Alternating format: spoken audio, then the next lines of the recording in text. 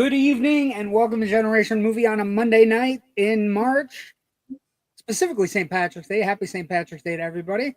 My name is JW Colwell. I'm joined as always by my good co-host and friend, Rich Drees. But we have a guest. She's back.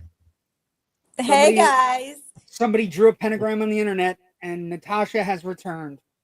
Yes, I do realize it's St. Patty's Day and my Christmas tree is up. Don't judge me. Once you say that, everybody's going to judge all you. I know is it's not up because we need it up for a short. So it's just up because somebody loves Christmas. Is it an artificial tree or is it a tree you're just keeping? It's artificial. Okay, so You're not keeping a tree from fulfilling its destiny and going back to the ground, right? It's still very much. So you just leave it up. Now it's well past Russian news. Okay, why? Why is it still up? Because I have been really lazy, really busy, and I think it makes a beautiful background for these wonderful bits with you. Oh, okay, very festive. If you like the show and if you like to find out interesting things about Natasha and why she still has her Christmas tree up, please subscribe to the Indiescape channel on YouTube, Facebook. We're going to TikTok because we can now do clips. And I'm happy to. You're joining the 21st fucking century. Yes. I'm happy to report that clips from Loud and Nerdy on YouTube last week earned upwards of 3,000 views. So I'm going to do it for this show as well. It won't be on Facebook or it'll be on YouTube. It'll be on TikTok and Instagram once we get those accounts linked at some point. But so it's an exciting new thing we're doing. But you can follow us on all these other places if you like the show. If you like when we talk about movies. Big news of the day. The tall comedian that did very well at the Oscars is coming back. Yes. Next year. He was really good. And he was like the anti-Letterman. I love David Letterman. But Letterman, I love David Letterman. I've seen Letterman at least 4 times in New York when I was younger, including one with Bill Murray and one that was a Christmas episode. So I got to see the meatball in the tree. Oh, so yes, I was there for Jay to give the greatest talk show story ever and the meatball on the tree. If you know, you know. Anyway. And Darlene loves singing, right? And Darlene loves singing All I Want for Christmas. Or is it All I Want for Christmas? What was it? All I Want for Christmas is Christmas. All I Want for Christmas, right? Yeah. Yeah. But so it always that one show was really incredible. Like the meatball on the tree was worth my freezing in New York on a Thursday afternoon. Anyway, but Conan O'Brien's come back. I thought what he did well was that he did his quirk, but it didn't impact the show, which sometimes happens, right? We have hosts that get wrapped up in their own, like Letterman is a perfect example. He didn't know when to stop being himself. Whereas Conan, had 1 or 2 things where it was like, he had 2 go-to, like, I love the worm. I love the worm that was playing, the sandworm that was playing music all night. And it was so, and then the joke was it's such an expensive bit that we had to use it at least twice. Yeah. Right. I don't know if you watched Conan's Conan O'Brien Needs a Friend video podcast, but on one of the recent episodes, he did like a 15-20 minute segment on preparing for the Oscars, stuff that they wrote that they wound up not using. There was like some bit that they had all set up, but then like the wildfires happened and they're like, I don't think we can do this. He talks about the worm, the sandworm. It's a great thing. I think they even broke it out into just its own thing. So, well, if you were I think he was able to do his quirk. The key to being an Oscar host is to say hi to everybody, do your quirk, and be able to keep the show moving. And the show, even though it was a little bit long, was moving pretty well. So, except for like Adrian Brody, who decided to take an hour and a half. But we don't judge him. No.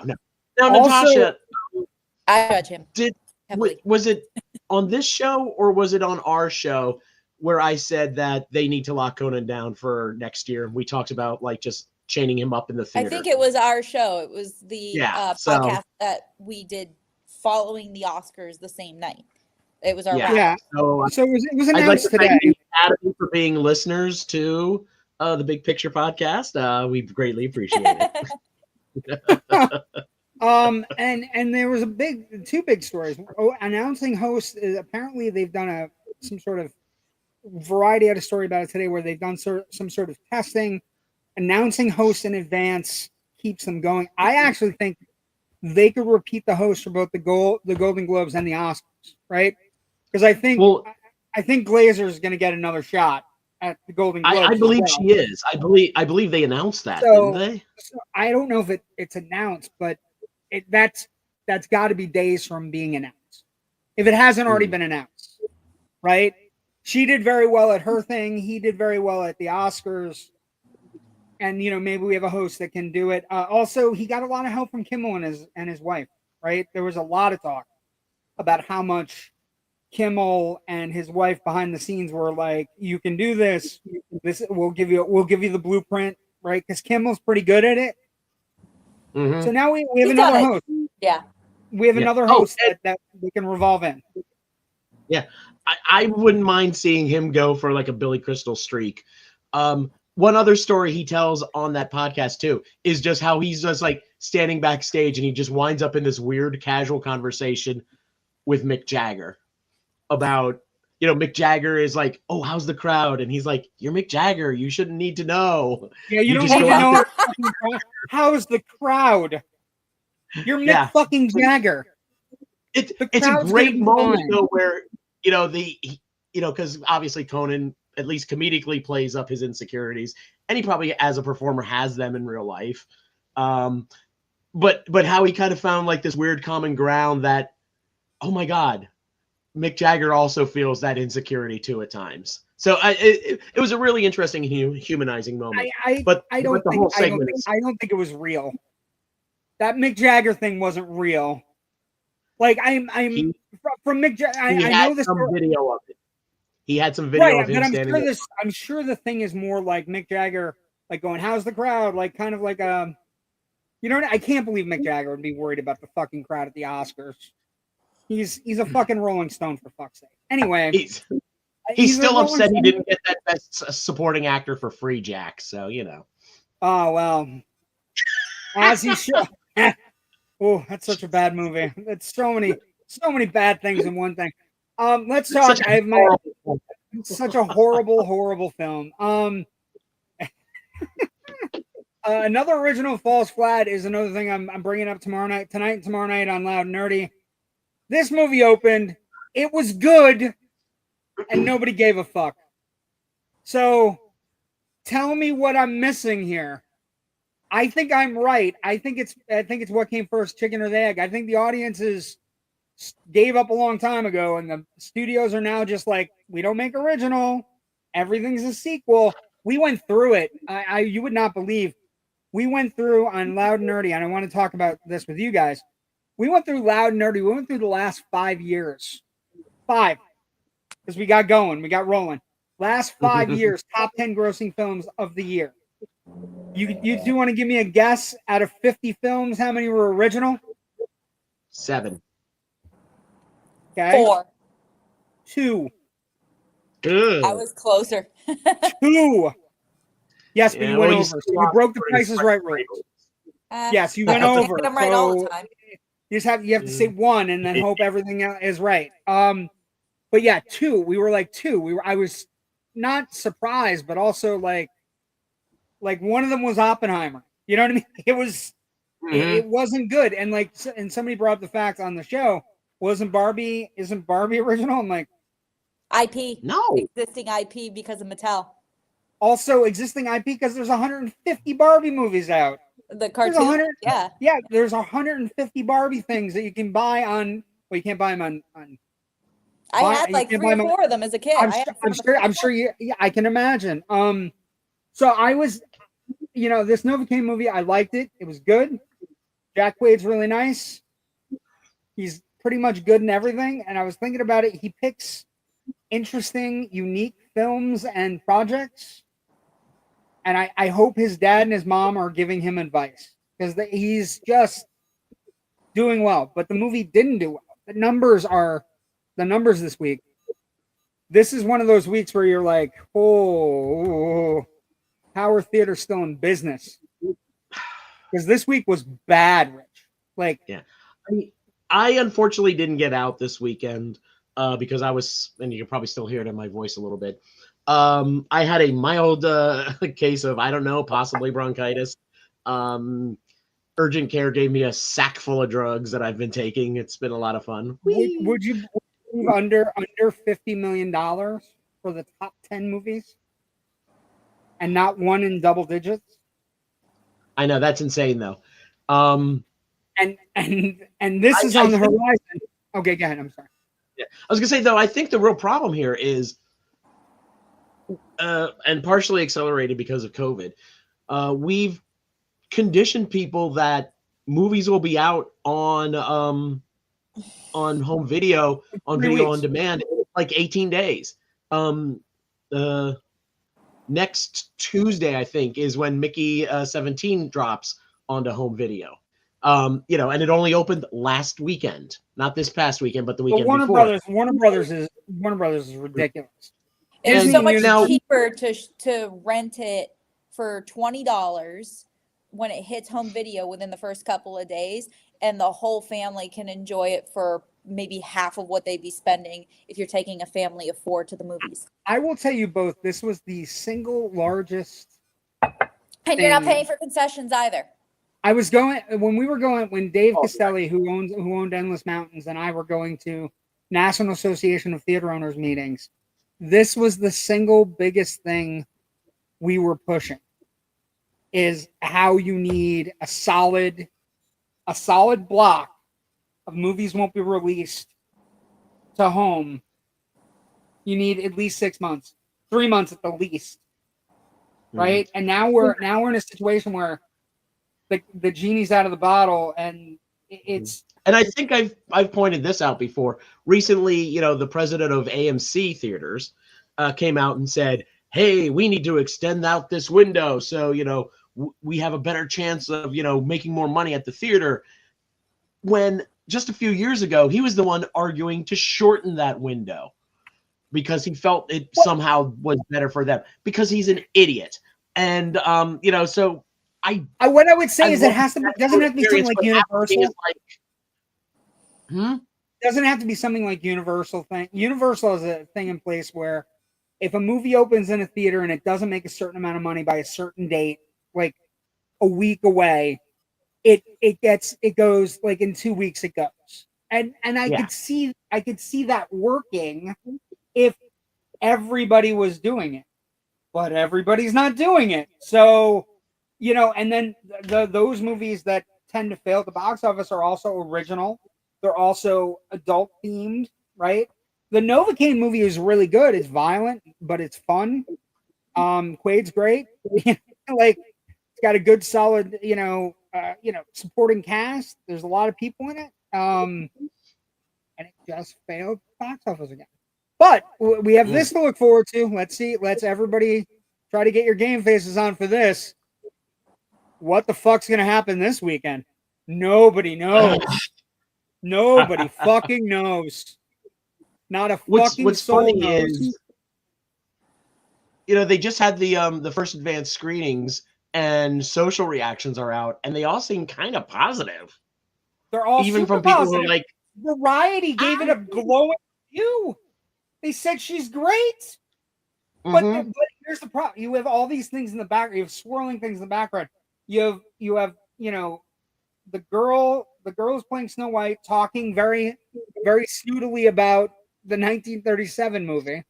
You have her also supporting Palestine while going on tour with Gal Gadot, who's an Israeli, which is also causing all kinds of friction. And that's before we get to Peter Dinklage attacking dwarves and the idea that they radically changed the dwarves into cartoonish dwarves to get away from any kind of I don't know what's going to happen because, again, this like 3 years ago, if you told me a Snow White movie was coming out, I would say it would have been a slam dunk because Disney's popular enough to do that. But Disney's not in the same place it was 3 years ago.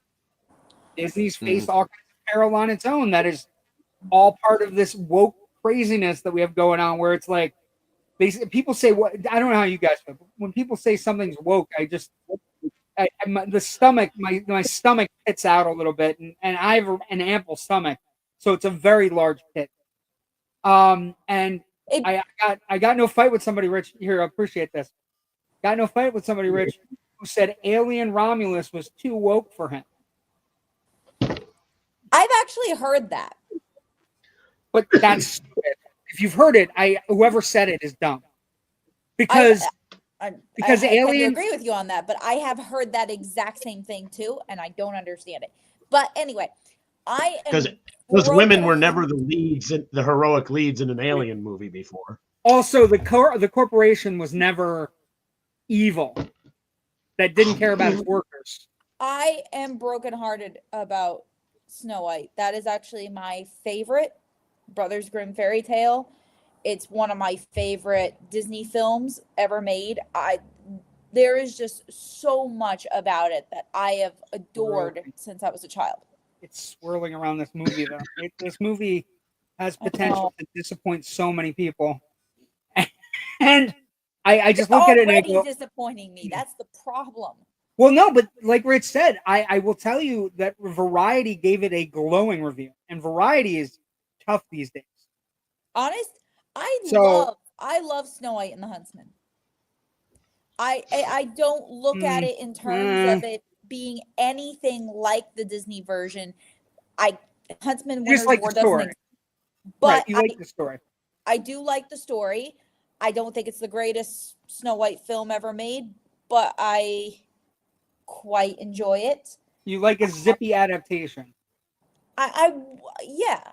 Well, no, I like the darker aspects of it, which for me harkens back more to how Brothers Grimm presented their fairy tales to begin with. They are fucked up. Yeah, I love a good stepsister cutting off her foot to get her. Oh my God, toes in the glass slipper. Or also choking on the apple, and that's what puts her under. I will tell you my favorite Snow White story. I was 6 years old. We lived in West Seneca Falls, New York, which is about 10 miles out of Buffalo. I went to a children's play. I had, of course, seen the Snow White movie. Mm-hmm. There was a Snow White play, and I was in the front row, and I yelled to the actor, "Don't eat the apple, it's poison." Oh, wait, I can best this. Oh, can you? I was in a version of Snow White as a child. I was not Snow White. Did you go knock the apple out of somebody's hand? I was the evil queen. That makes sense. And it was written into the script that was given to us that it wasn't an apple. It was a fucking banana. Now imagine the ick. Very wrong for children. Now being an adult. Oh, it's a poison banana, is it? That's what she said. Jesus Christ! Why do you have that poison banana in your ear? Is that a poison banana in your pocket, or are you just happy to see Snow White? But okay, but this is so bad. I loved it. But this brings into question. We are talking about an adaptation that I don't know that anybody wants. And again, she's bad mouthing the 37 original, which is just crazy to me. But thank God we're here to talk about adaptations, right? I mean, I've seen no point in any of those Disney adaptations, to be quite honest. There is one. Money. One. Well, yeah. One. Which one? Beauty and the Beast. Which one? No. Cinderella. Yes. Cinderella. Okay, Cinderella, because that actually kind of Cinderella is perfect. You know what they lost me? You've heard me kvetch about like the Lion King and they stuff lost like me that they were singing "Can You Feel the Love Tonight?" It was dark. It was light. I was losing my mind in the theater. Like there's no dark. They're not in the dark. Like it made no sense. They were just shooting day for night, like in a bad 70s war movie. Yeah, it was Or like just Hobie's bad. Heroes or something. I understand why they're doing it. I just think this one's got so much swirling around it. But again, we could come up on next Monday, to talk about Lost in Translation, and it could gross what, 50-60 million dollars. Energize a little bit. We're everybody down here is on spring break, so but we do have an adaptation to talk about, Rich. This is the adaptation we're discussing tonight. Emma, Gwyneth Paltrow, 1996 Miramax, well before we knew what the truth was about Miramax. And before we get started, good evening, everyone. Good evening, Joe. Good evening, lads and lassies. Just one lassie, just one. And then hello, everyone. Hello, Sean Smith. Thanks for joining us, Sean. Thank you very much. We appreciate you coming up and joining us. I didn't remember this movie at all today. Not at all. I know I've seen versions of this story, and the one that came jumping to my mind is like I was trying to figure characters out based on Clueless. I knew it. I knew you were. So I was like, damn it! Okay, you took my joke. Okay, that's Brittany Murphy. Toni Collette is Brittany Murphy, right? What was your joke? Tell your joke. Like I didn't tell it. My joke was going to be complaining about how this movie is nothing more than a period remake ripoff of the much beloved classic original film Clueless. Well, the funny thing there is, one of the production notes that I found today. Did you know that Miramax had no concept that Amy Heckerling was working on Clueless? Did you know that? Clueless wasn't Miramax though, so they might have been flying. Not knowing what's in somebody's pipeline, like I found that ridiculous. I was like sitting there going, "Really?" They might have known that Amy Heckerling was working on a movie called Clueless, but not having an idea of what it's about. True. Sometimes those development slates are kind of held also, close to the vest. 90s was famous for its adaptations, both period as well as modern adaptations. Everything from Great Expectations to Hamlet. Like we had 2 different Hamlets within like 4 years. Next thing you're going to tell me is Cruel Intentions is Dangerous Liaisons. That's just whack. I was going to say in those Hamlet adaptations, are you lumping in Lion King? No, I wasn't, but yeah, now you can. I was thinking you had the Mel Gibson one, and then you had the one with Ethan Hawke. Oh gosh, that's right. Yeah, the modern day one. Yeah, few years apart. Yeah, you're talking about the Great Expectations, and like they were doing a lot of stuff in the 90s where we're like, a lot of Shakespeare, a lot of Romeo and Juliet. This probably hit after Romeo and Juliet. Did it have to hit after? No, or before? This was right before. But I could see them all kind of like. We're going to talk about legacy later, as of course Natasha knows that's and later part of the. That's later part of the show. 90s. But what I found was they didn't know they were making it, which is interesting to me. Where, the director basically this was his favorite book at Princeton, is what the story goes, and he thought he'd make a great movie, and he wrote and got an Oscar nomination for Bullets Over Broadway, right? Mm-hmm. And so he gets the nomination. He takes running, sprint to Miramax, and says, I want to do a version of Emma. It's a Jane Austen book, and He Who Shall Remain Nameless liked the idea of a contemporary take, but then they found out Clueless was getting made, so they basically kind of shifted the idea of doing a contemporary version into this version that we get, which is a splendid version of a particular, novel. Casting, this is Gwyneth Paltrow at her earliest, star brightest, kind of like, it's not her first movie, but it's a movie that gets made because she goes into an audition and kills it, right? And the only reason the film gets a full green light is because He Who Shall Remain Nameless likes her so much, which is part of the story. But, and this is where it gets creepy. In in pre-production of this movie, she goes in, she kills the audition. They say you're going to be in this movie, but I need you to make this other movie first, or I won't make this movie that you're going to be really good in. And so he makes her make The Pallbearer first. And I was reading that today, going, it's such a bad movie.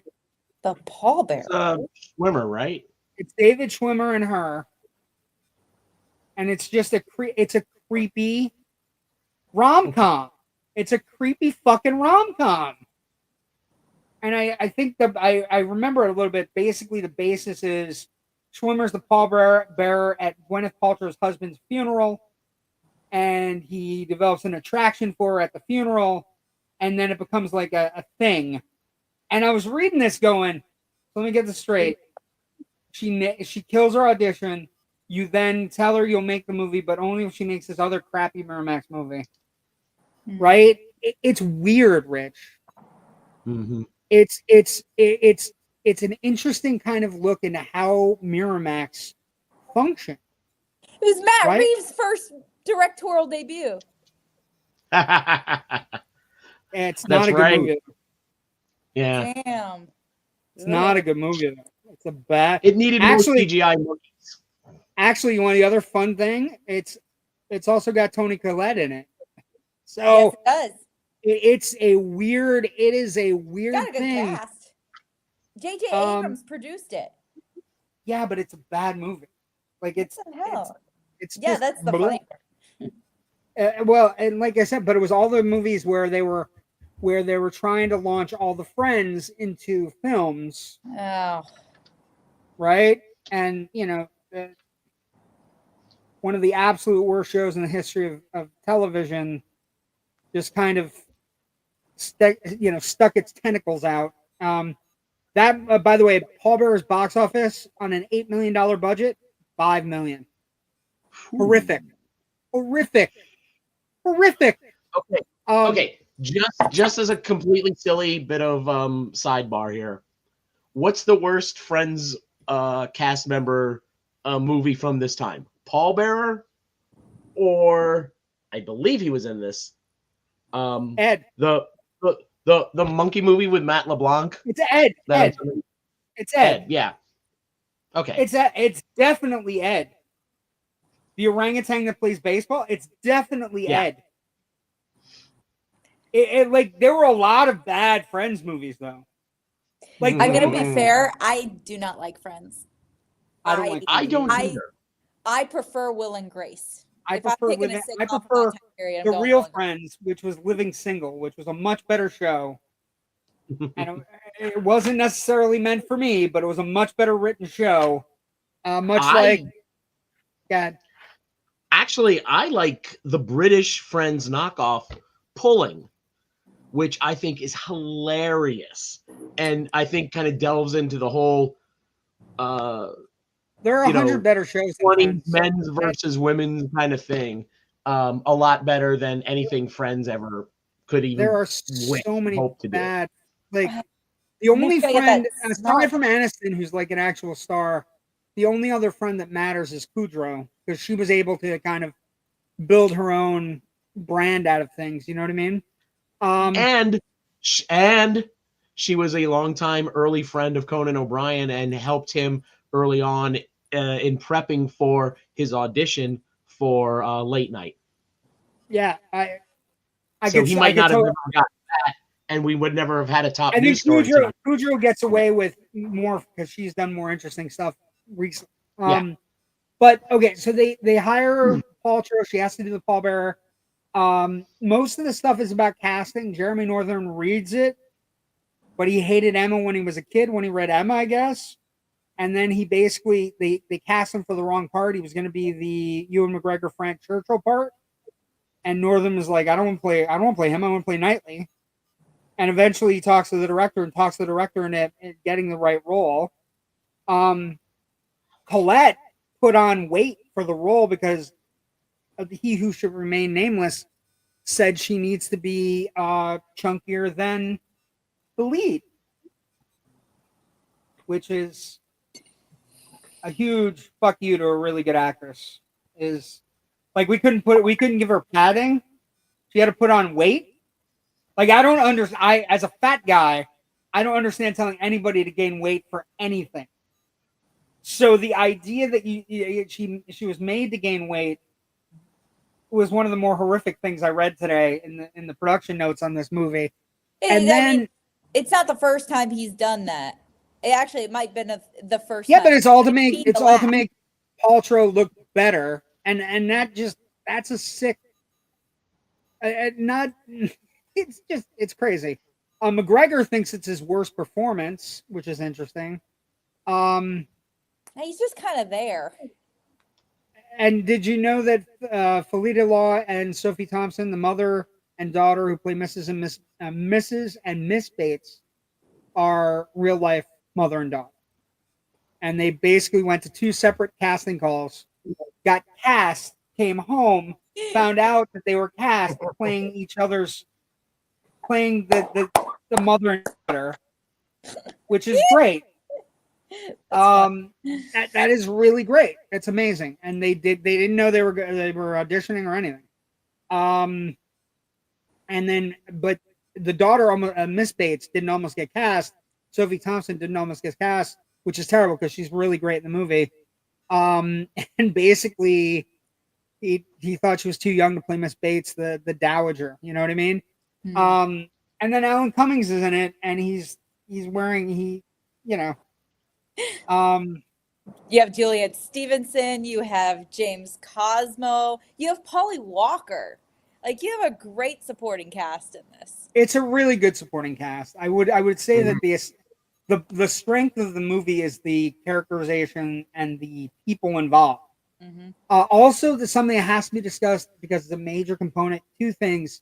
The only things that was Oscar nominated for are costume design and music. The musical score was written by British composer Rachel Portman. Mm-hmm. She is the first woman to ever win the Academy Award for Best Original Score.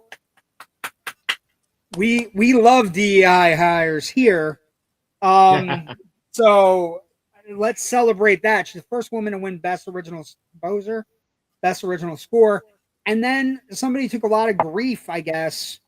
Ruth Myers. The costumes are spectacular, but they are not. How do I say this? They're not particularly accurate costume-wise, but she was going for a specific thing, right? And she took a lot of fucking grief about it. Like, I was reading this going, who's giving somebody shit about costume design? But apparently people in England were batshit insane about it.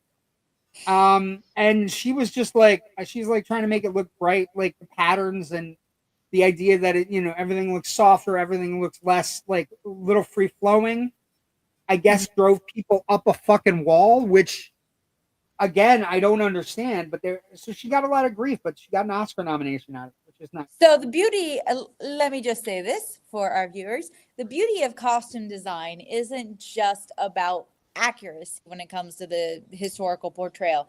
A lot of times you have to deal with body types, which are not the same as they were 200-300 years ago, even with corsetry. Then you're also Toni Collette that. Mm-hmm. You know what I mean? You're also dealing with how each costume is going to reflect the character itself, as well as the motivations of your story. And your color palette. There are many different things to take into consideration, and historical accuracy is not always going to be one of them. When we look at some of the best costume designs in historical period films, one of the few that always sticks out to me is from the last time I curated, Marie Antoinette by Sofia Coppola. A lot of that not historically accurate, but like the sneakers. But it works with the story that is trying to be told there. Also, now that we are in 2020, one of the biggest shows that brought this kind of time period back around is definitely not historically accurate in its costumes, Bridgerton. But and I think, but again, I think when this movie was made, people were uppity. they were uptight about everything. So like the 90s were a lot different, but I felt bad like reading it, like reading the stuff about it. Like, she didn't want the costumes to have a heavily English look, and she wanted to be able to get the freedom of the bodies that you see in all the drawings, the form of the body underneath, the swell of the breasts is what she said, and that the watercolor effects were major challenges. She was criticized for being inaccurate, and that she didn't want the costume to look old or sepia toned. And I need to point this out. Here's an interesting fun fact: she had 5 weeks to do it. That's impressive. 5 weeks, 150 costumes. She was working on set every day during the filming. Which means she was creating them as she was going, which yes, God love or her. refining, or at least refining them, right? At least refining them to where they're looking. I think these costumes are beautiful. They are not my favorite Jane Austen adaptation costumes. I actually think the 2020 Emma with Anya Taylor-Joy has more historically accurate costumes in terms of its pleating, in terms of a lot of the detail work. But guess what? Color-wise, not historically accurate. It works for well, and film. I think the interesting thing here is these costumes, and this is where I think she gets the reason she gets the Oscar nomination. I think Oscar nominations in films come from people watching a movie and going, I want to wear that. That looks awesome. And there's not an actress or actor in this movie that doesn't look great. No. In any scene they're in, right? Paltrow especially, like this is the movie, right? That Paltrow makes that gets her. We'll talk about it in Legacy, but it gets her all of the things that she's going to get in the next couple years. But the costume, she doesn't. There's not a like. Look at this picture of her, and there's not a moment where she doesn't look angelic, gorgeous. Radiant. It's radiant, like it's a buoyant, like the outfits, everything. It's just one of those things, and you're looking at it, and you're just like, even when she's sad, she still looks good. So inaccurate is one thing, whatever. But the production, it goes without a hitch. There's no real big stories. Like, I love stories, Rich. Let's see. Sorry, everything with Schwimmer is bad. I'm gonna do a deep cut and say the first 4 or 5 episodes of the first season of NYPD Blue, in which he was a guest star because he had a small character arc that ended. He was good in that. That is a very deep cut. That is such a deep cut. When I saw him in Friends, I have a cut on my chin from it. That's how deep. I actually heard he was pretty good in The People versus O.J. Simpson. I mean, I don't think I think he was good in Goosebumps. He just did Goosebumps thing. The Matt Perry and what is Almost Heroes. The Matt Perry and Chris Farley flick was bad.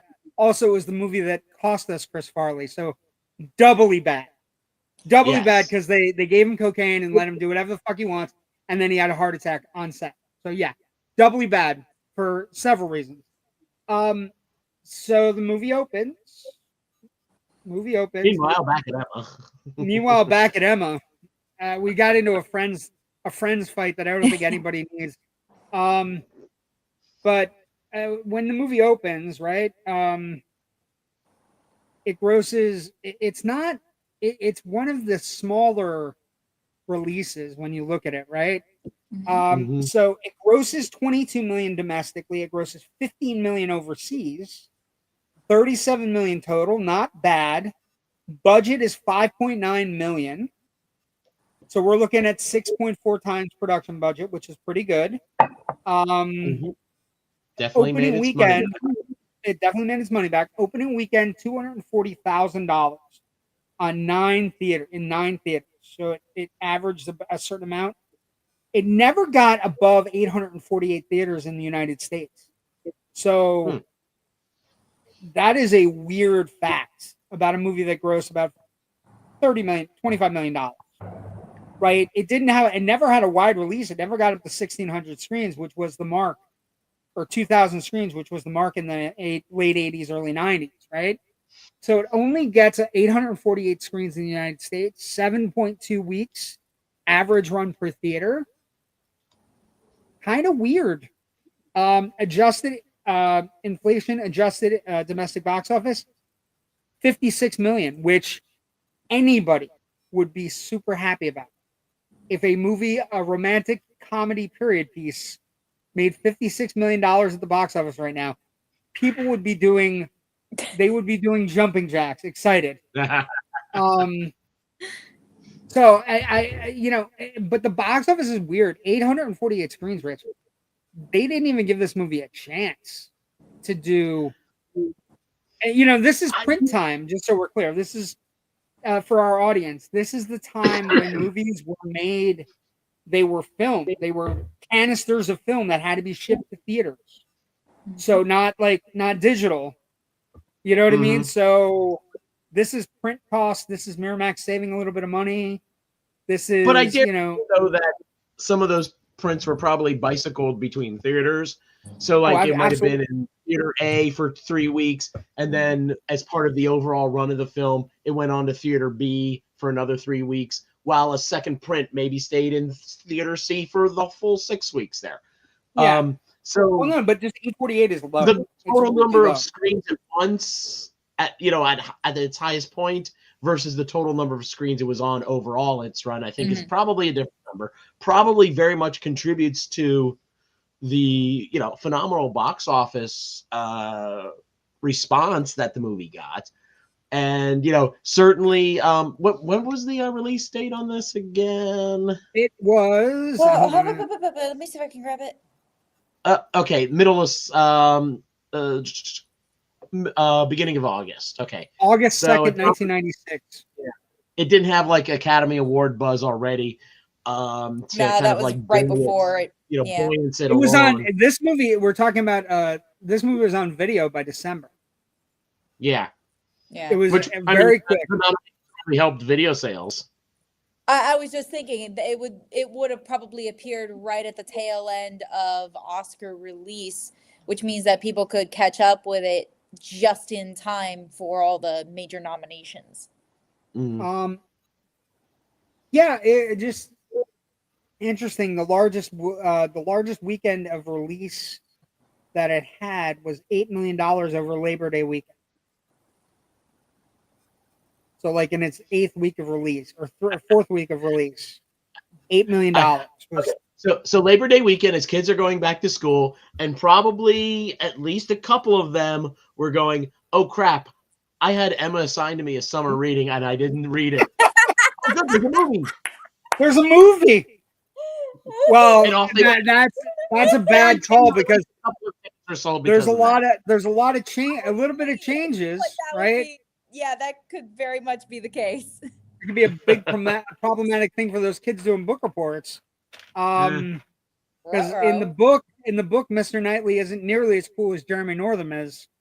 And Emma doesn't really get her comeuppance in quite the same way in this movie as she does in other adaptations or in no adaptations. Because Emma, for whatever reason, she gets a pass. I know why you hate her, Natasha.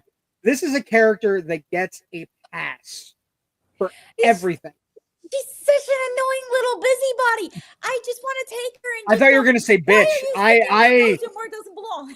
I thought you were going to say bitch. And busybody is much more in Jane Austen busybody. I thought you were going to say something else. Last night, I literally got up midway through, walked into the dining room. My friend Brandon was sitting in there having whiskey. And I was just like, by your leave, may I? And I was like, did you just say by your leave? And I'm watching Emma. Well, we're doing a thing. We're doing a thing. I rewatching it, I didn't remember it at all. And I was like, I'm going to be honest with you both. I was not in the mood for this today. Because I chose it and I wasn't. I was not in the mood for this movie today, where this little this little woman's going around putting people together, and like I was looking like the first time she does it, Toni Collette character is such a nice person. And the Toni Collette character, she's like, I fell in love with this guy. He owns a farm. Not good enough for you. I was like, motherfucker. Like, why do you have to be so like? And then everything, and then it gets the Paltrow is great. Northam is great. Is really great. Northam is the reason I kept watching. Yeah, he's very good. I agree with Ewan McGregor, who said it's the worst performance of my career. And Ewan McGregor says that because I was coming off a Train Spotting. And I signed on for this because I wanted something entirely different. And I'm like thinking, you go from still got James Cosmo as his dad.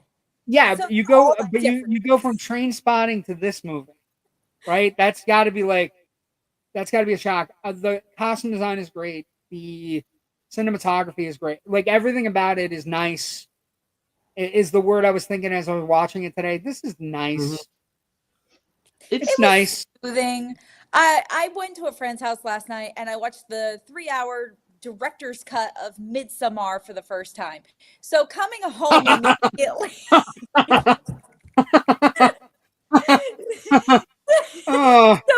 Also, funny story. Ruth Myers does the costumes for that too. No, I'm just kidding. Like, Ruth Myers does not do the costumes for Midsommar. Although so who had the weirder adjustment then? Ewan McGregor going from Train Spotting to this, or Natasha going from Midsommar to this? I don't know. I don't know. Midsummer's about unrequited love too. Come on. Midsummer's about unrequited love too. I went from a breakup movie to a matchmaking movie. So it's like, oh, okay. Thematically, okay, I like that. I think everybody's good in it. Like I was thinking about this, like I was watching this movie, and Rich, I don't know if Natasha knows it. I hated Miramax. Like I hated not everything at Miramax. Wait, but in the 90s I hated Miramax. Yeah, Rich knows that. Rich knows this is true. I had a real problem with Miramax just because I didn't like the way they handled their business. And I also, I feel like I was on this kick, Rich, before everybody knew the truth. You know what I mean? Like, I hated Miramax for their absolutely abhorrent treatment to most of the Asian action films that they would get their mitts on. I hated them. I hated them for the Jackie Chan films, them hacking to pieces Shaolin Soccer, which is something I will never, ever, ever forgive. Completely ruining. What was the cop one was released by Miramax, and it was like Super Cop. Super Cop, where they fucking dubbed it. They dubbed it into like out of its fucking gourd. But I hated them specifically in the 90s because I hated the campaign for Shakespeare in Love. I absolutely that was such a scumbag way to do things. Oh yeah, it's the best directed movie, but it's not the best movie. Yeah. To be fair, though, I've watched Shakespeare in Love more times than I watched Saving Private Ryan, and that's your problem. Film. I find that one is just an easier dish to swallow. Sure. Well, also we're coming off a week where you told us that your grandfather and father forced you to watch war movies.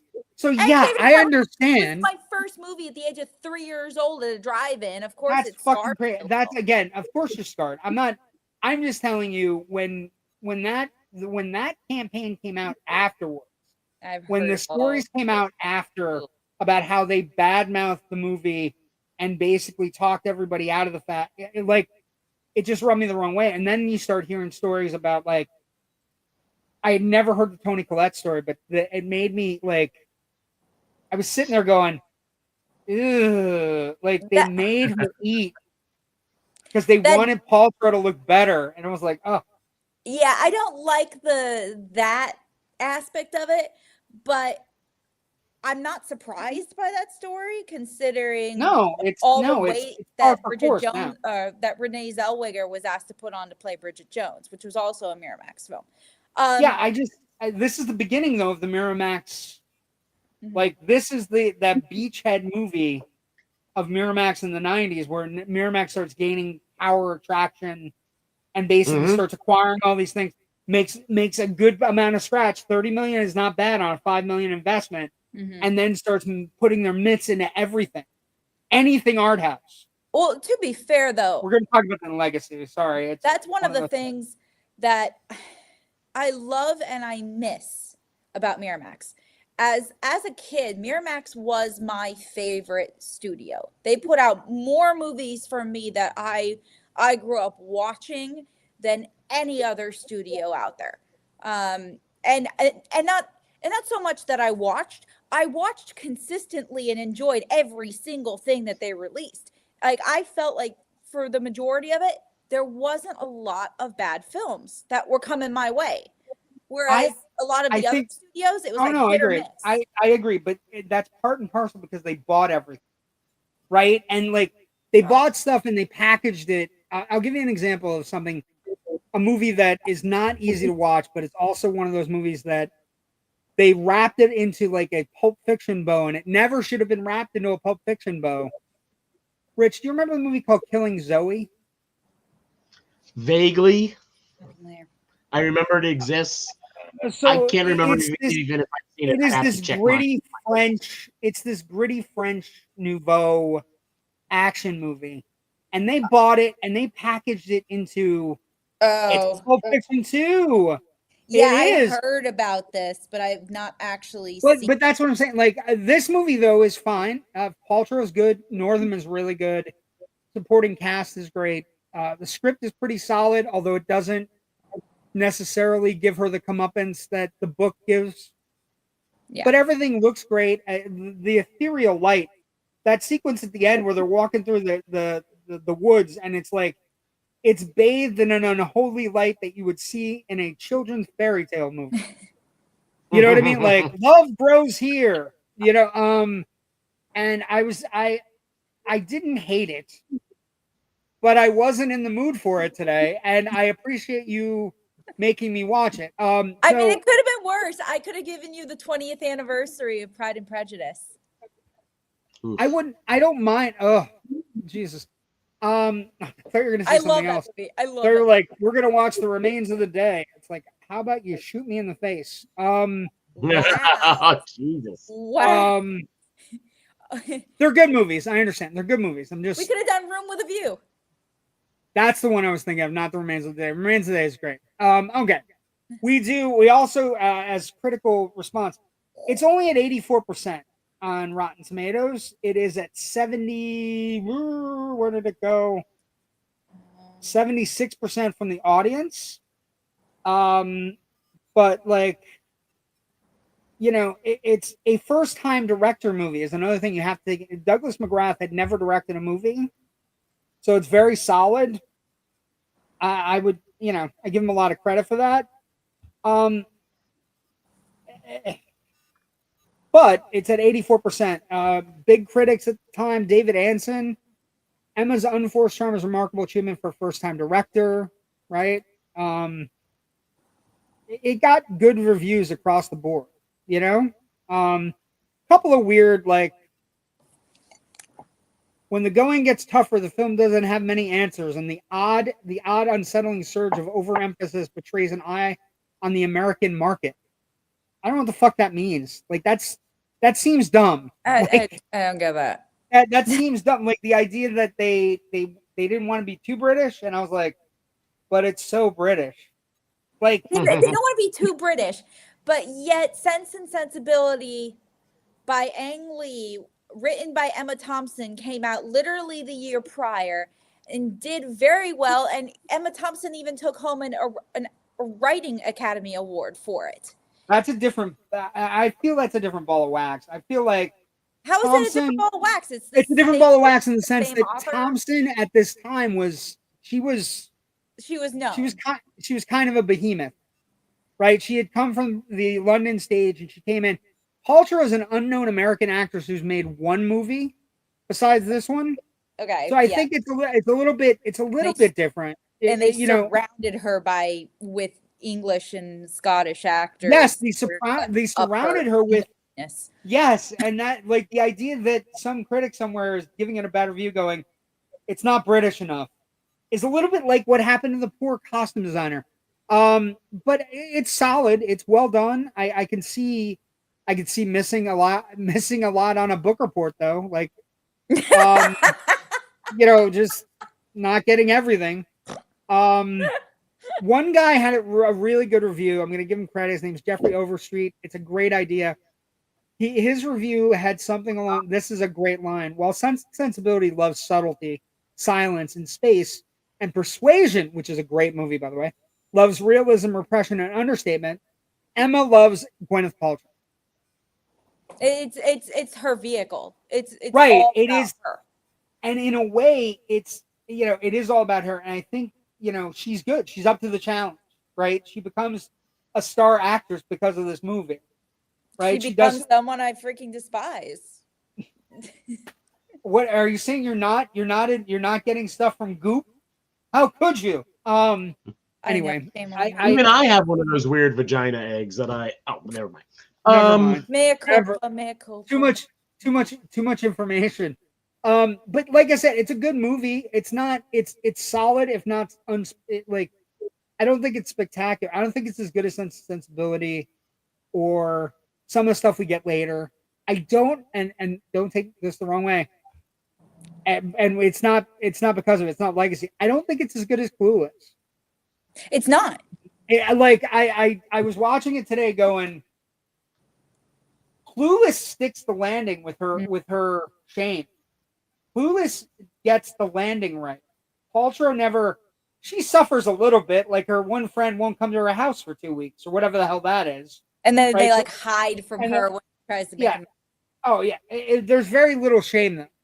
And I think that's the 2020 version sticks the landing a lot better than the 21 version. She gets ripped to shreds. No, I think it's so that's the thing. Like one of the interesting things here from a critical response from me, is that I look at it and I go, is it the best version of this story? Probably not. Is it something that turned an actress that was under contract to Miramax into a star? Very much so. Very much so, because they knew exactly what to do. And then you hear a horror story. Like I was reading today, like Toni Collette was made to put on weight so that Gwyneth Paltrow would look better. And I'm watching the movie going, how do I fucking reconcile that? How do I, when you're watching it, you're like, everything's really nice. And then you find out horror stories behind the scenes.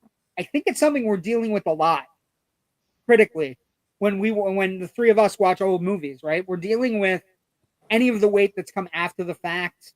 This is part and parcel why I came up with the idea of critical response then and now. And I think, this is a pretty good movie that achieves what it sets out to do, which is not necessarily tell the best Emma story, but it sets out to make Gwyneth Paltrow a star, and she becomes a star. Mm-hmm. Let's see. Hold on. Jordan Taylor said, "Nice Superman shirt. Thank you. It's the new look. I have another one waiting in the closet that's blue for opening night. Of course I do, for opening night. Well, black is more my style. Black is more my style, right? But I have a blue one to wear, so I'm costume appropriate for opening night and opening weekend. I'm going to visit Joe to see it opening weekend. How dare you take a bullet instead? Laugh out loud. Oh, I know what that's about. Sorry, I gave in a little. So sorry I'm late. Thanks, Gabe, for joining us. Hey, Gabe. She's probably the last person ever to be named Gwyneth. I'm thinking about that now. I'll be thinking about that for the rest of the night. Well, what about Gwyneth Quist? What's the girl from Game of Thrones? The big gal. Oh, God, that's gonna bother me. The big gal. As I'm insulting Miramax. Oh my God. The big gal. Late again, and I wanted to watch this one. No problem, Raven. We know everybody have lives. Plus, you can watch it. Gwendolyn. It's Gwendolyn. Gwendolyn Christie. Okay. Yes. But okay. So, but most of the critic response was pretty good. Also, I just remembered that Toni Collette and Ewan McGregor then moved on right after this to doing Velvet Goldmine. So good on her for turning around those kind of performances back to back, and him. He goes from giving, I think, one of the worst performances of his career to one of his most underrated best performances. Well, he goes best, worst, best. best, worst. You know, pretty good. You know what I mean? So what you're saying is there's a movie in 1998 that was shit that he did right before he did 99 and added Phantom Menace. Yeah, well, I'm not. I feel bad for him in Phantom Menace. I feel bad for him. For me, and Rich and I have talked about this, I feel he's the only one doing any work in the prequel trilogy. He's the only one, except for maybe Portman. Everybody else is on different and he's to be fair, he's getting all the best written stuff. He's not. He goes to Jango Fett's home in Attack of the Clones. It's awful.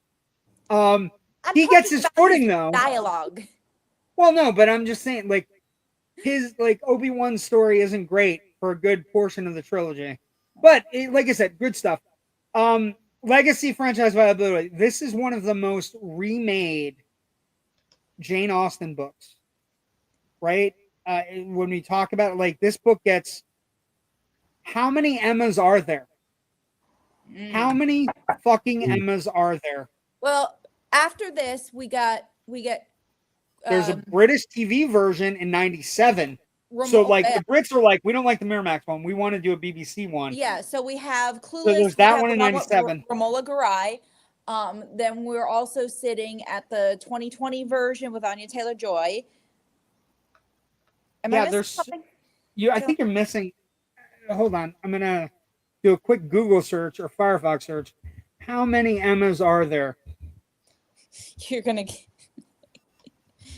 From Jane Austen. I shortened it. Everything's fine. The 95 Emma was what? There's an article. 2009 miniseries. I think that's the Romola Garai.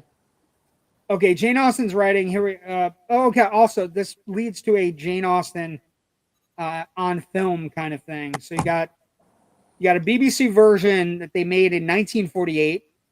You have a 1996 Gwyneth Paltrow. You have 2009 Romola Garai. You have 2020 Anya Taylor-Joy. You have Clueless. So we got them all. We had them all. Yeah. Good job. Excellent. Well done. Thank you. Weirdly enough, my favorite Jane Austen, it's not adaptation because I don't think the movie is. I think the movie is okay. I don't think it's great. But my favorite book's actually Mansfield Park. Okay. I don't know why, but I absolutely adore that story. That's amazing. And we got, I think the legacy here, the top legacy for me is that Miramax wanted its own female star, and they made her. They absolutely, without a shadow of a doubt, turned her into a sensation. You look at the pictures, I couldn't find any other pictures of any other Emmas. Well, I put Emma 96, but there's no other pictures of the movie that aren't just her. There's her with other actors, but it's usually that one came up twice. But every picture for this movie is her and somebody else, or her by herself in the sunlight, or her in a pretty dress, or it's like an assault. We want a star. And it's very much legacy wise, it's an amazing thing because she goes on and she stars in a lot of movies for them. She does a lot of work for them and solidifies their mark, eventually wins them the best picture. Rich, wasn't Sliding Doors also Miramax? Yes. I didn't finish it. I'm not liking her character at all, but John Hannah is the only reason I'm staying watching it. He's so fucking good. When you look at Paltrow, most of her stuff in the 90s is a lot of it is her kind of Miramaxing it. You know what I mean? It's an incredible yeah, you got from Emma on. right? You know, from Emma Shakespeare on, in Love, Sliding Doors, Great Expectations. well, she starts in Flesh and Bone, right? So you know there. Yeah. Hard Eight, you forgot Hard Eight. Great Expectations, Sliding Doors, Hush, A Perfect Murder, Shakespeare in Love. Perfect Murder. I was just thinking about that one. Couldn't remember the second. You know, she was in Hush with Jessica Lange. She Mhm. then does A Perfect Murder, but that's for Warner Brothers. But Shakespeare in Love is the next big one for her. And then she does Talented Mr. Ripley. Love that movie. That's a fantastic. great adaptation. It's a good movie. But like I said, like this whole thing it's built on the idea that they it's like they created her in a lab. You know, like it's like she's but that's not to denigrate from how good she is in this movie. She's it's an earned star. What's her name? Oh fuck. JFK Jr.'s wife, Catherine Bissett. She's like it's Catherine, right? Catherine Bissett. Don't know. Oh God, it's gonna bother me. Caroline Bissett. Caroline, yeah. Yeah, she's like a movie star version of Caroline Bissett. She's beautiful and radiant and angelic and minimalistic, and she's just naturally gorgeous. And so that makes her a great template for playing characters who are timeless or fashionable without having to try. Which is why I think she's so great in A Perfect Murder, is because she's pulling off that I'm this upper class New York socialite that, I just carry around my Kelly bag and I work in an office, but I have a vagina scented candle. Yeah, pretty much. And so she plays that in a lot of even her period. No pun intended with the vagina joke. Wasn't gonna say it. You're gonna say it anyway. I didn't say it. I wasn't me. Historical like Shakespeare in Love and all that. She's a great template star. Very, very, very rare that Rich and I have period jokes on our show, but good to have you, Natasha. Look, I have the right to make that joke. I understand. I'm not saying you don't. I think the other legacy here is Austen becomes fashionable again. Like it's not that she wasn't fashionable, but Hollywood only really looks at trends based on like 1 or 2 or 3 movies. Mm-hmm. So the moment like accessibility and then this and it just whether it works or not, it becomes like having 2 volcano movies or whatever you're gonna do. And so it's like, you know, you get a lot of different things where things get modern day settings, or you know what I mean, like adaptations with you know different, like I was looking at it, there are so many, like, do you know how many times Pride and Prejudice has been put on film? Yeah. Do you really? We have the original Laurence Olivier. No, I'm talking in total around the world. Oh, around the world? Are we also including like films that were inspired by, like Bride and Prejudice and Bridget Jones' Diary? No, I'm just let's just keep Pride it and to Prejudice, zombies. Yeah, Pride and Prejudice. Let's just say Pride and Prejudice proper.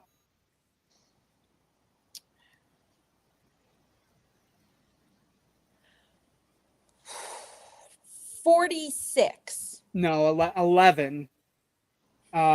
Including many in 11. But I was thinking a lot of Bollywood stuff. Yeah. Well, no, there's. And then in the Asian market, so there's 38.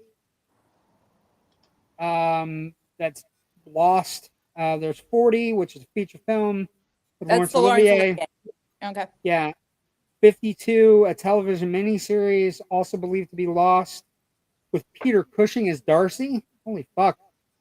What? That's that's Lost. I would watch this. Peter Cushing as Darcy. That's wild. There's an Italian version. There is a television miniseries from 58, 6 years later, also thought to be lost. There's a version in Dutch. There's a version in Spanish. There's a 67 miniseries. There is a 1980 miniseries. There is a 1995 miniseries, and the 2005 feature. So it leads to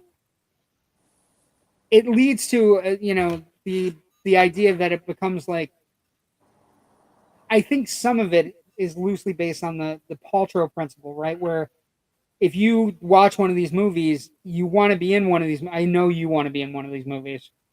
You down the bottom, you. And I don't know what you're talking about. I don't know what you're talking about. Yeah, I know. Don't you have like fucking theme parties?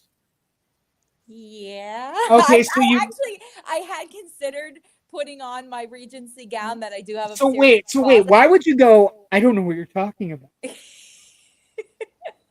every now and then it's fun to yank your chain, but it is fucking okay, Emma. Here right now. Okay, Emma. Okay, Emma. That's what Emma does. Oh, fuck you. I was gonna dress like Ewan McGregor tonight. I'd love to see your Jedi outfit. No, my not your Iggy Pop-ish. Please put it away. No, my Down with Love jacket. Oh, okay. Oh, okay. That gets a pass. That's okay. You can do Catcher Block. Please do Catcher Block. Okay, thank you. Let's see. Did we miss talking the new Emma? No, we were talking. It's probably a superior version. It is. But she's a different thing. Legacy, franchise viability. She's a different animal too, right? Because I think she's a better actress than Paltrow by leaps and bounds. Oh yeah, but they're also doing it in completely different ways. I mean, the Knightley of the '96 version, Jeremy Northam, which I adore that man. I will watch anything that you put in front of me with him in it. I think he is a genius actor who is completely underrated and underused. He's very debonair. He's very what's the word I'm looking for? I think Northam. Wow. I think you could piece together debonair like chivalrous. He's very chivalrous.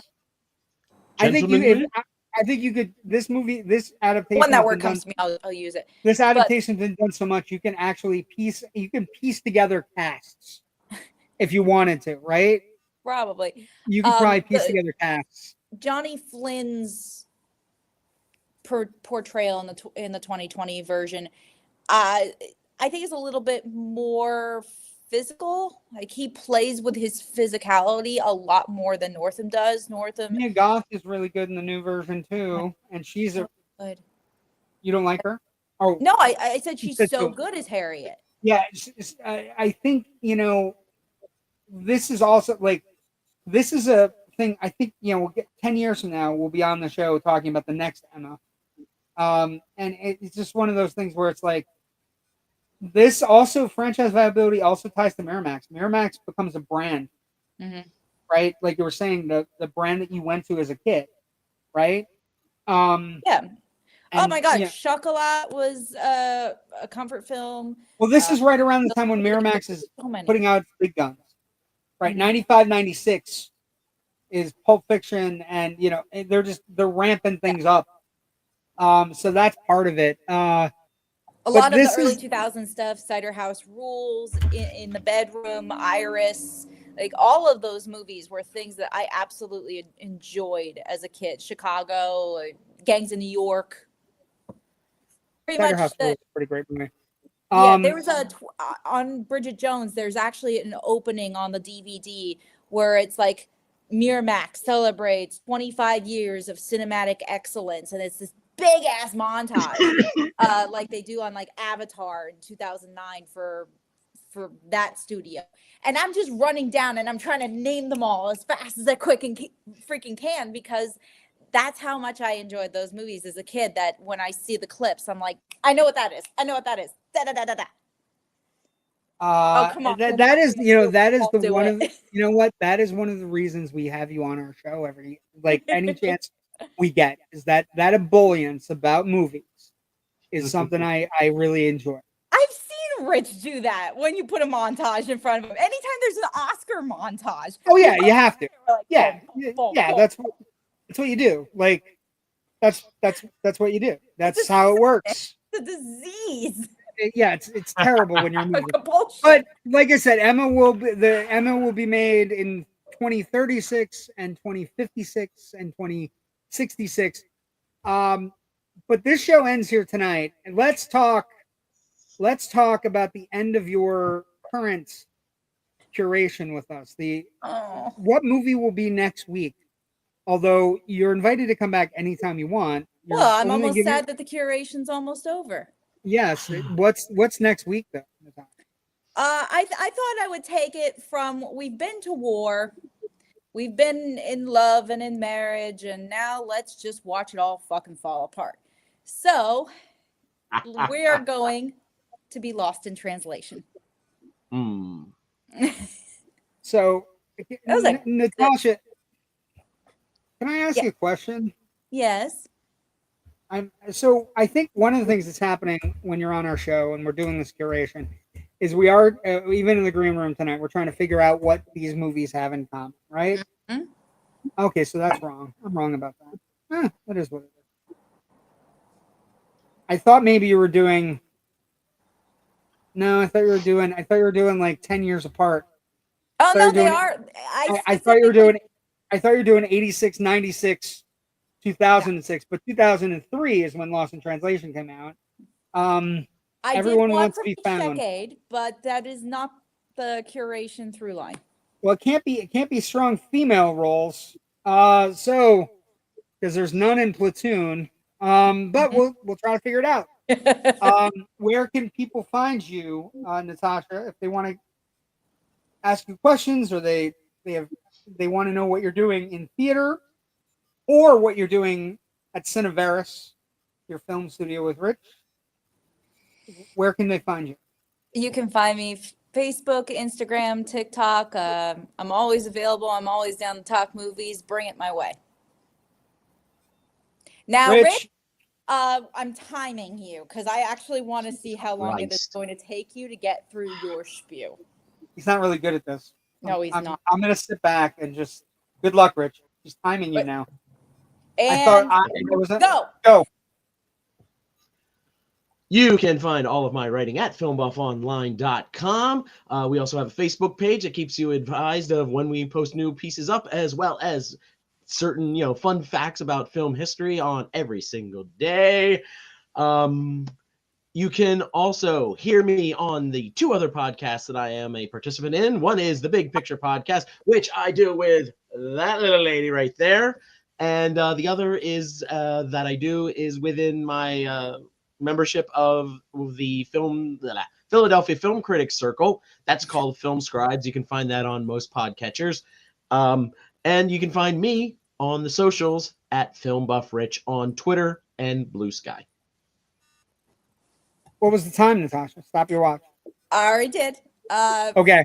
42 seconds. Not bad. I was going to start playing him off like he was on an Oscar stage at 1 minute. He could have done a Brody because he does it every week. JW the Movie Guy on Facebook, Twitter, Instagram, Threads, Blue Sky, all those places. You can find us every Monday night doing this show. Thanks, Raven. Called Generation Movie. Raven says, "Stop picking on Rich." You can also find. I love him. Yeah, it's fine. You can also find me on Tuesday nights with my other good friends, Jerry Kimura and Kyle DeFina. Loud and Nerdy on Tuesday night. We'll definitely be talking more about Daredevil because holy fuck. Jesus.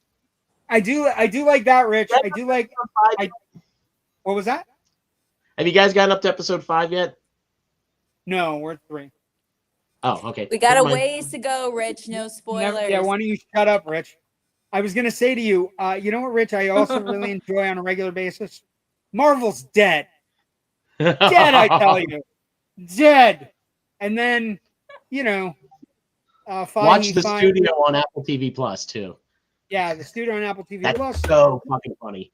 Thank you for joining us tonight. We'll see everybody next week. for Natasha's current swan song, although she will be returning Christmas time. She always comes around when there's presents. Her tree's still fucking up. I don't understand. Trying to make Christmas a year-round thing. Yeah, Christmas a year-round thing. Thank you for joining us tonight. We'll see everybody next week. Go see a movie. Go see Snow White. I don't know what's gonna happen. Should be fun. Have a good week. Penny Dreadful now, please. Yeah. Well, thanks. Thanks for making us important. We took out book Kyle. Oops, I said boo. Have a great night. Thanks for joining us. We'll see everybody next week. Bye. Bye next week. Bye.